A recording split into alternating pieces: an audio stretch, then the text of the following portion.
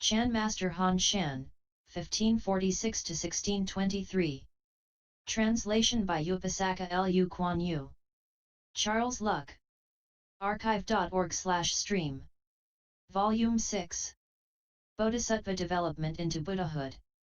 Ananda rose from his seat, prostrated himself with his head at the feet of the Buddha and said, "We were ignorant and sought only knowledge. By listening, this is why we failed to forsake the worldly mind. Now after we have heard with great benefit the Buddha's compassionate instruction on the right practice of sublimation, our bodies and minds experience great comfort. World-honored one, in this practice of Buddha Samadhi and before attaining Nirvana, what are the progressive steps from the manifestation of dry, i.e. unfertilized, wisdom, through the 44 stages of Bodhisattva development, to the realization of universal enlightenment?" After saying this, he prostrated himself and together with the whole assembly reverently stared at the Buddha and awaited his compassionate voice. The Buddha praised Ananda and said, "Excellent, excellent. It is good that, on behalf of this assembly and of all living beings in the Dharma-ending age who will practice Samadhi in their quest of Mahayana, you can ask for my instruction on the unsurpassed path from the worldly condition to transcendental, peri-nirvana. Listen attentively to what I now tell you." Ananda and the assembly brought their palms together and concentrated their minds to receive the teaching. "The Tathagata store from which arise both samsara and nirvana," the Buddha said, "Ananda, you should know that the absolute nature is completely enlightened, it is beyond name and form and is fundamentally free from either the world or living beings. Because of ignorance, there arises birth which is followed by death. So, birth and death are unreal and the wiping out of the unreal brings about the real which is called Supreme Bodhi and Peri-Nirvana. Hence these terms imply the twofold transmutation, of Klesa and Samsara into Bodhi and Nirvana.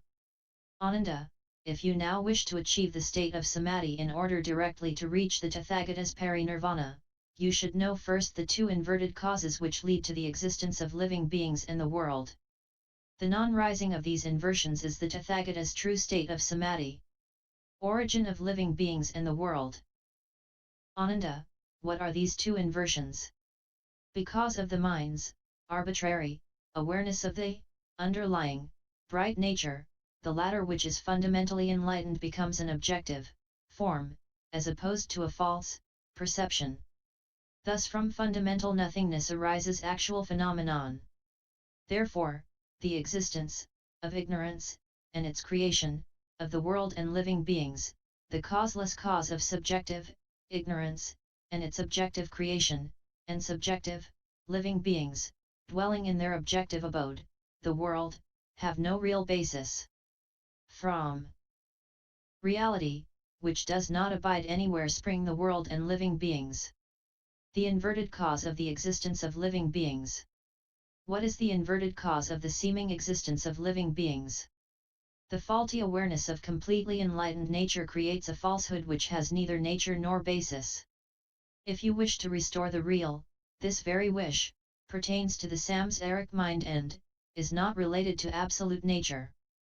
If the unreal mind is used to recover real nature, the latter will be unreal and of necessity there follow illusory birth and existence as well as unreal mind and dharma which will unfold endlessly and will gain in intensity, thereby creating new karma and so responses from those sharing the same karma. This karmic responsiveness leads to the interdependence of births and deaths. Hence the inverted cause of the seeming existence of living beings. The inverted cause of the existence of the world. Ananda, what is the inverted cause of the world, i.e. the realm of space and time? Because of the illusory existence, of ignorance, and its creation, of the world and living beings, there arises the mortal lot clinging to space. Because of the causeless cause of subjective ignorance, and its objective creation and because of subjective living beings, dwelling in their objective abode, all unfolding continuously and transitorily, time arises. Thus the three aspects of time and the four cardinal points of space intermingle and combine to produce the 12 categories of beings. 12 types of transformation. Therefore, in the world, movement leads to sound, sound to form, form to smell, smell to touch, touch to taste, and taste to thoughts, dharma. These 6 illusions contribute to the formation of karma, which causes the division into 12, i.e. 6 illusions each for body and mind, different types of change. Hence the wheel turning in samsara, wherein these illusory sense data end in 12 different transformations in each rotation, i.e. each false thought turns the wheel and contributes to these 12 types of births. The 12 groups of living beings. Such inversion that turns the wheel of samsara, creates 12 groups of species born of eggs, wombs, humidity, and by transformation, having forms, being beyond form, thoughtful or thoughtless, having neither form nor no form, and being neither thoughtful nor thoughtless. Ananda, because of the turning wheel of illusion in objective samsara as a result of inversion caused by subjective stirring minds, both subject and object are in harmony and combine to produce favorable conditions of kama, rising and sinking confused thoughts which form the embryos, kalala, in eggs for incarnation as fishes, birds, turtles, snakes, etc. They are found in plenty all over the world. This is birth from eggs. Because of the turning wheel of moral infection in objective samsara as a result of inversion by subjective sensual minds, both subject and object sustain each other and combine to produce favorable conditions for kama, confusing divergent thoughts which become fetuses, are Buddha, in the wombs for incarnation as men, animals, dragons, immortal beings, etc. They are found in plenty all over the world. This is birth from wombs. Because of the turning wheel of attachment in objective samsara as a result of inversion caused by subjective craving minds, both subject and object inflame each other and combine to produce favorable conditions for kama, vacillating. Confused thoughts which become damp embryos, pasi, in humidity for incarnation as crawling insects and wriggling worms, they are found in plenty all over the world. This is birth from humidity. Because of the turning wheel of change in objective samsara as a result of inversion caused by subjective deceitful minds, both subject and object stimulate each other and combine to produce favorable conditions for kama, changing confused thoughts taking the shape of solid lumps, gana, for incarnation as beings which shed their skin, change their forms and fly. They are found in plenty all over the world. This is birth by transformation.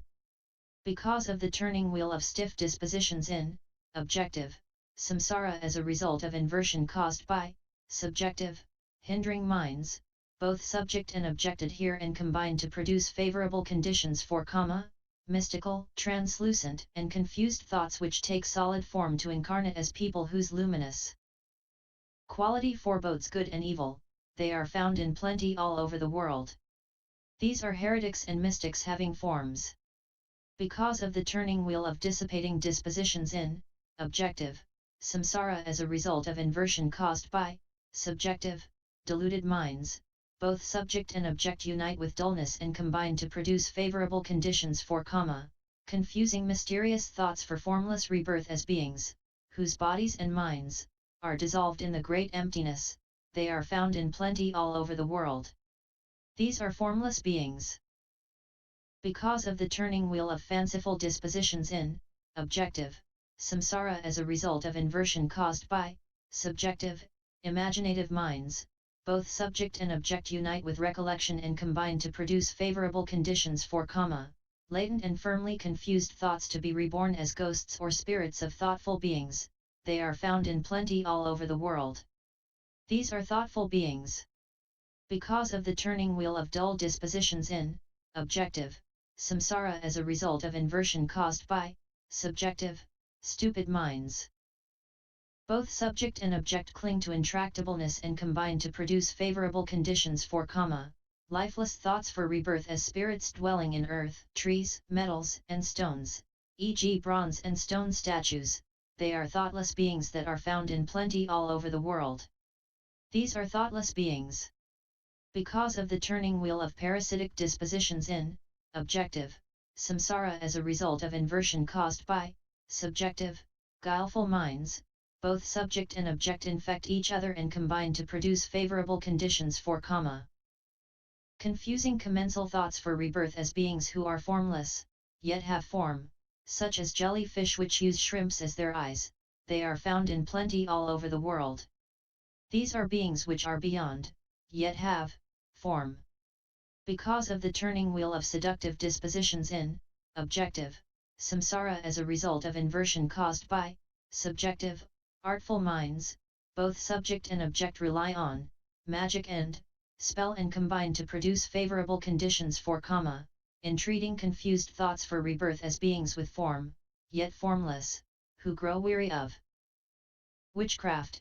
They are found in plenty all over the world. These beings with form, yet beyond form. Because of the turning wheel of deceitful dispositions in objective samsara as a result of inversion caused by subjective, tricky minds, both subject and object adhere and combine to produce favorable conditions for karma, interchanging confused thoughts to be reborn as thoughtful yet thoughtless beings, such as wasps which mistake larvae of other insects for their own. They are found in plenty all over the world. These are thoughtful, yet thoughtless beings.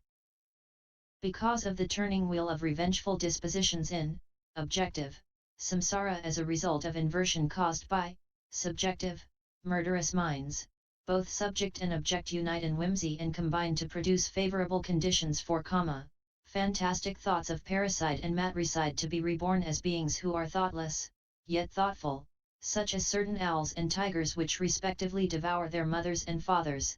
They are found in plenty all over the world. These are thoughtless, yet thoughtful beings.